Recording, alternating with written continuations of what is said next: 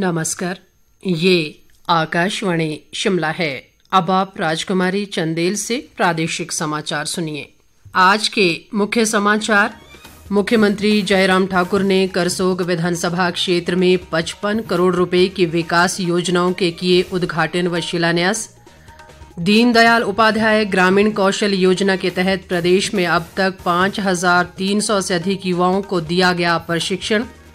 प्रदेश विधानसभा का मानसून सत्र 2 से 13 अगस्त तक शिमला में, विधानसभा अध्यक्ष ने सत्र की तैयारियों का लिया जायजा।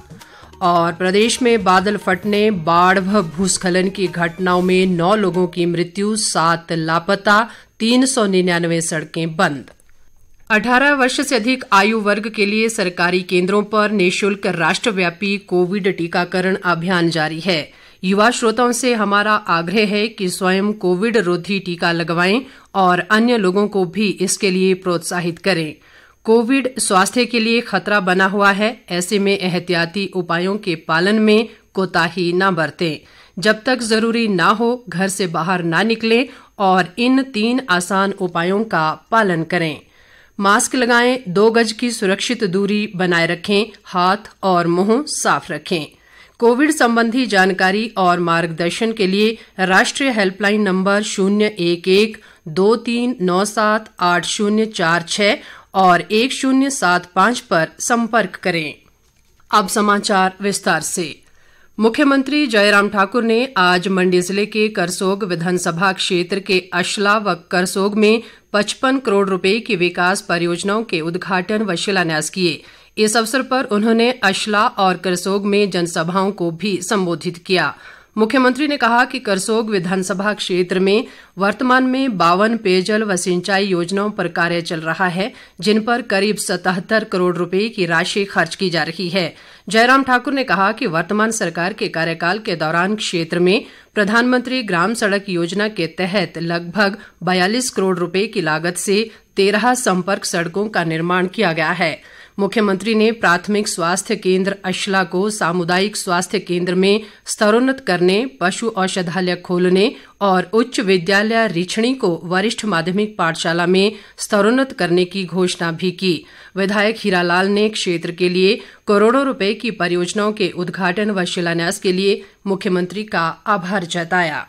मुख्यमंत्री जयराम ठाकुर ने कहा है कि केंद्र सरकार ने ग्रामीण क्षेत्रों के गरीब युवाओं को प्रशिक्षण प्रदान कर उन्हें रोजगार उपलब्ध करवाने के उद्देश्य से दीनदयाल उपाध्याय ग्रामीण कौशल योजना शुरू की है।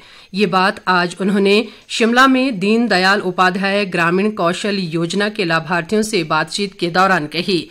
जयराम ठाकुर ने कहा कि योजना के तहत अब तक 5320 युवाओं को प्रशिक्षण प्रदान किया गया है, जिनमें से 3021 को रोजगार मिल चुका है। बहुत ही अच्छी योजना केंद्र सरकार द्वारा ये चलाई। विशेष तौर से जो बच्चे ऐसे हैं, कौशल उनमें है, योग्यता है, क्षमता है, लेकिन साधन और सुविधा के कारण वो आगे नहीं आ पाए। ऐसे बच्चों को आगे आने के लिए प्रोत्साहित करना, उनके लिए मदद करना और मदद के साथ साथ में जो उनमें टैलेंट है, उस टैलेंट को भी एक्सपोजर देना, उस दृष्टि से ये दीनदयाल उपाध्याय ग्रामीण कौशल योजना बहुत बेहतरीन कार्य करने में सफल हुई। इस दौरान मुख्यमंत्री ने ग्रामीण विकास व पंचायतीराज विभाग की मासिक पत्रिका राष्ट्र ग्रामीण आजीविका मिशन का भी विमोचन किया। इस बीच शिमला जिले के जुब्बल कोटखाई विधानसभा क्षेत्र के एक प्रतिनिधिमंडल ने शहरी विकास मंत्री सुरेश भारद्वाज और प्रदेश भाजपा आईटी सेल के प्रभारी चेतन ब्रागटा के नेतृत्व में आज शिमला में मुख्यमंत्री जयराम ठाकुर से भेंट की। प्रतिनिधिमंडल ने हाल ही में मुख्यमंत्री द्वारा क्षेत्र में विभिन्न कार्यालय खोलने की घोषणा के लिए उनका आभार जताया। उद्योग व परिवहन मंत्री बिक्रम ठाकुर ने कहा है कि राज्य सरकार हर क्षेत्र के विकास को विशेष प्राथमिकता दे रही है। वे आज ऊना जिला के अंब में 90 लाख रुपए से अधिक की लागत से बने बस अड्डे के भवन का लोकार्पण करने के बाद एक जनसभा को संबोधित कर रहे थे। बिक्रम ठाकुर ने कहा कि ऊना जिला में जल्द ही बल्क ड्रग पार्क बनाया जाएगा, जिससे जिले की तस्वीर बदल जाएगी। उद्योग मंत्री ने कहा कि इसके बनने से 10,000 करोड़ रुपए का सीधा निवेश होगा और स्थानीय लोगों को रोजगार के अवसर प्राप्त होंगे। बिक्रम ठाकुर ने पांगलू होशियारपुर बस सेवा को भी हरी झंडी दिखाकर रवाना किया। उन्होंने कहा कि वर्ष 2012 के बाद चिंतपूर्णी विधानसभा क्षेत्र के लिए बंद किए गए बस रूटों को खोलने पर विचार किया जाएगा। शिक्षा मंत्री गोविंद ठाकुर ने आज मनाली विधानसभा क्षेत्र की राजकीय वरिष्ठ माध्यमिक पाठशाला बराण में 1 करोड़ 10 लाख रुपए की लागत से निर्मित विज्ञान खंड का लोकार्पण किया। इस मौके पर उन्होंने कहा कि कोरोना संकट काल में हर घर पाठशाला कार्यक्रम के माध्यम से बच्चों को शिक्षा प्रदान करने में अध्यापकों सहित अभिभावकों की भी अहम भूमिका रही है। भाजपा के राष्ट्रीय अध्यक्ष जगत प्रकाश नड्डा ने आज राष्ट्रीय स्वास्थ्य स्वयंसेवक अभियान का केंद्रीय कार्यालय दिल्ली से शुभारंभ किया। अभियान के दृष्टिगत आयोजित 1 दिवसीय प्रशिक्षण शिविर में देश भर के 33 राज्यों और केंद्र शासित प्रदेशों के 121 प्रतिभागियों ने भाग लिया।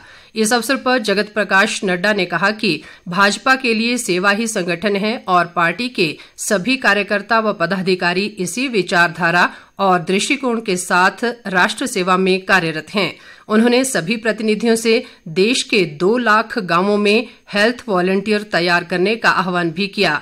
इस दौरान विधायक व राष्ट्रीय स्वास्थ्य स्वयंसेवक अभियान के संयोजक राजीव बिंदल सहित अन्य प्रतिनिधियों ने भी अपने विचार व्यक्त किए। प्रदेश विधानसभा का मॉनसून सत्र 2 अगस्त से 13 अगस्त तक शिमला में आयोजित होगा। सत्र के दौरान कुल 10 बैठकें होंगी। विधानसभा अध्यक्ष विपिन सिंह परमार ने आज विधानसभा सचिवालय परिसर में सत्र के आयोजन की तैयारियों का जायजा लिया। उन्होंने परिसर में चल रहे विकासात्मक और अन्य मुरम्मत कार्यों का निरीक्षण भी किया। उन्होंने अधिकारियों को सभी कार्य समयबद्ध पूरा करने के निर्देश दिए। परमार ने कहा कि सत्र के दौरान सुरक्षा व्यवस्था सुनिश्चित करने के लिए राज्य व जिला स्तर के अधिकारियों के साथ कल 29 जुलाई को बैठक की जाएगी। विधानसभा अध्यक्ष ने कहा कि कोरोना महामारी के दृष्टिगत सभी एहतियाती उपायों का पालन किया जाएगा। प्रदेश के अधिकांश भागों में मानसून की वर्षा का क्रम आज भी जारी है और कई इलाकों में भारी वर्षा से जनजीवन अस्त व्यस्त हो गया है।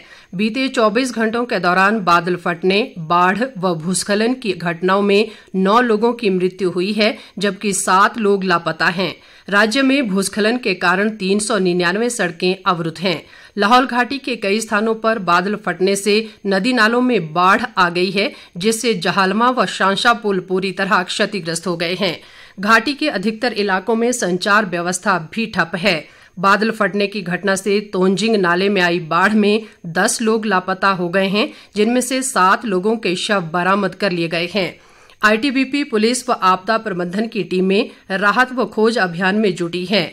उधर मयाड़ घाटी में भी बादल फटने की घटना से चंगुट, करपट और उडगोस गांव के लोग बाढ़ के खतरे को देखते हुए सुरक्षित स्थानों की ओर चले गए हैं। सामरिक दृष्टि से महत्वपूर्ण मनाली लेह मार्ग भी अवरुद्ध हो गया है। कुल्लू जिला में मणिकर्ण के समीप ब्रह्म गंगा नाले में आज सुबह बादल फटने से आई बाढ़ में 4 लोग लापता हो गए हैं। उपायुक्त आशुतोष गर्ग ने बताया कि बचाव दल घटना स्थल पर मौजूद है और लापता लोगों की तलाश की जा रही है। उन्होंने नदी नालों के किनारे रहने वाले लोगों को सुरक्षित स्थानों पर जाने की अपील की है। उधर चंबा जिले में भारी बारिश के चलते चंबा पठानकोट राष्ट्रीय उच्च मार्ग पर चनेड़ नामक स्थान पर एक व्यक्ति पानी के तेज बहाव में बह गया जिसकी तलाश जारी है। जिले में भारी वर्षा के कारण कई सड़क मार्ग अवरुद्ध हो गए हैं और मक्की की फसल भी बर्बाद हो गई है। इस बीच मौसम विभाग ने आज निचले व मध्य पर्वतीय क्षेत्रों के कुछ स्थानों पर भारी से बहुत भारी वर्षा का रेड अलर्ट जबकि उच्च पर्वतीय इलाकों के लिए येलो अलर्ट जारी किया है। मौसम विज्ञान केंद्र शिमला के निदेशक सुरेंद्र पाल ने बताया कि मानसून की व्यापक वर्षा का दौर अगले कुछ दिनों तक जारी रहने का अनुमान है। इस बीच तकनीकी शिक्षा व जनजातीय विकास मंत्री रामलाल मारकंडा ने तोंजिंग नाले में बाढ़ से हुए नुकसान और राहत व खोज कार्य का आज जायजा लिया। उन्होंने अधिकारियों को आपदा प्रभावित लोगों के लिए राहत व बचाव कार्य में तेजी लाने के निर्देश दिए। मारकंडा ने लोगों से खराब मौसम के दौरान नदी नालों के समीप न जाने की अपील की है।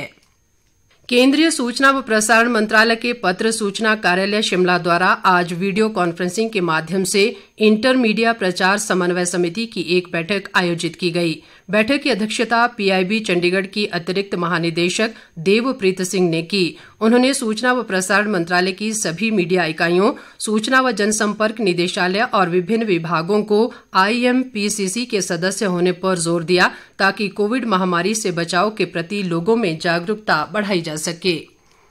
भाजपा के प्रदेश महामंत्री और वूल फेडरेशन के अध्यक्ष त्रिलोक कपूर ने कहा है कि मुख्यमंत्री जयराम ठाकुर के प्रयासों से पालमपुर क्षेत्र के विकास की रफ्तार तेज गति से आगे बढ़ी है।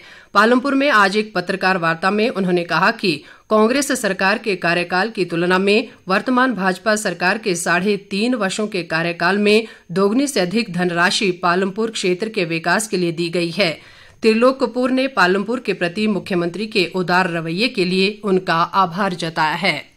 अंत में मुख्य समाचार एक बार फिर।